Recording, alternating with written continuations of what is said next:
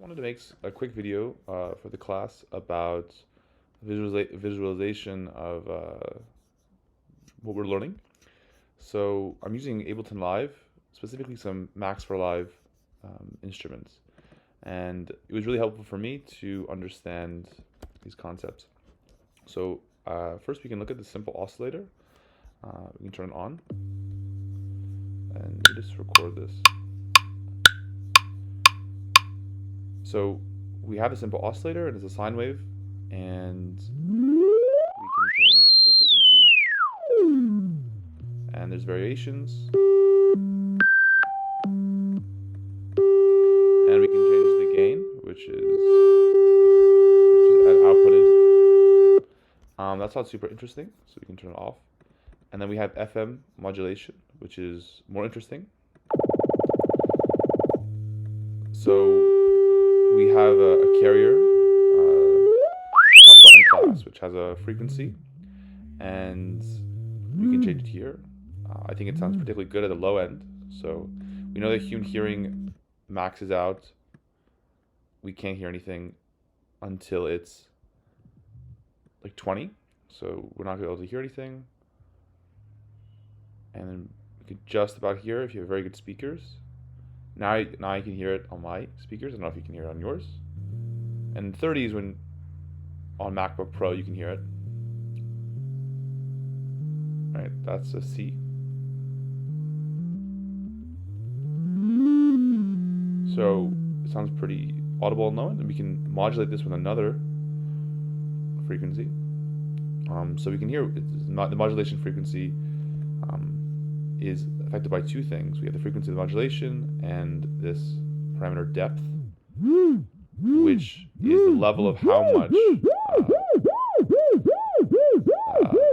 this frequency is modulated by this new frequency. So it's not modulated at all, and this is modulated a lot. And there's different variations. That sounds pretty cool. Another example is this one, which has different sine waves. So there's different names for the parameters, but it's the same concepts, where you have different waves, and we have all these waves.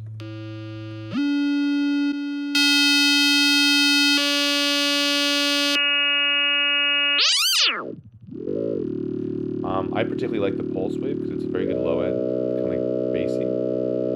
And if we consider the harm, which is, I guess, the speed of modulation, which is interesting because there's no hertz, and we do another pulse, and the brightness is the level of modulation.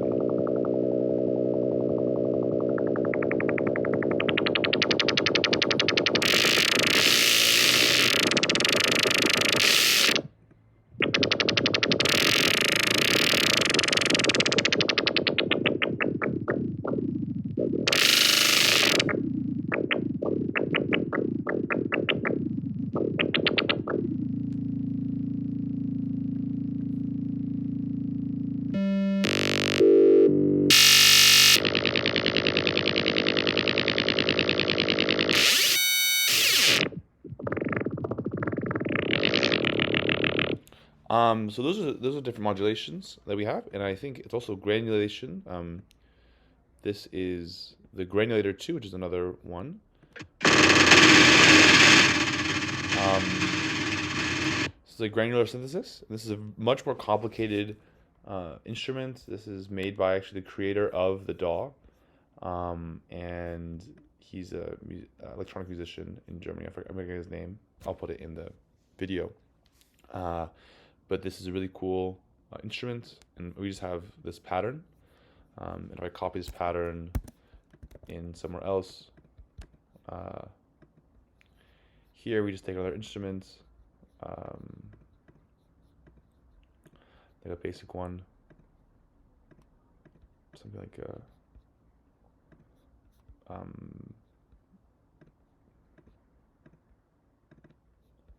here. We can just, it's just a, very basic instrument. basic pattern. So we can use the grain layer to really make interesting sounds. And we can see it's taking samples from this one longer sample.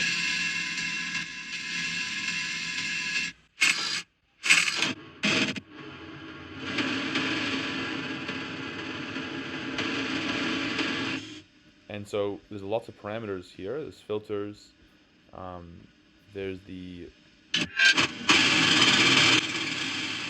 actually the grain level. So we can see the different levels of grain.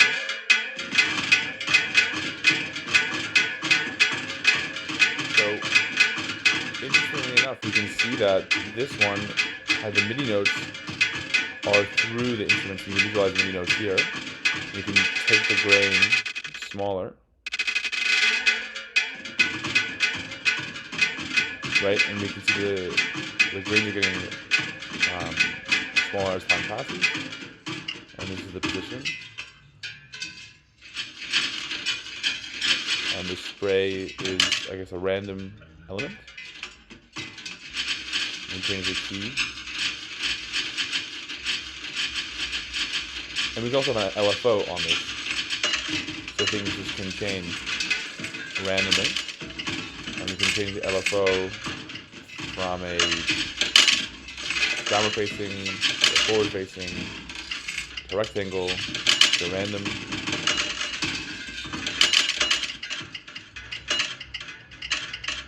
Yeah, and it's really cool. And synthesis. And yeah, this is a very complex instrument. I haven't really mastered it. You can zoom in and out, so you get super granular. So you can get really small and all. So let's get really tiny. Yeah, and I think it's really cool. And yes, so Robert Heineck, he's a very famous electronic musician. I would highly check him out. Yeah, and those are just some things that I found really interesting in Ableton Live that we learned in the class, and I hope that you got some too.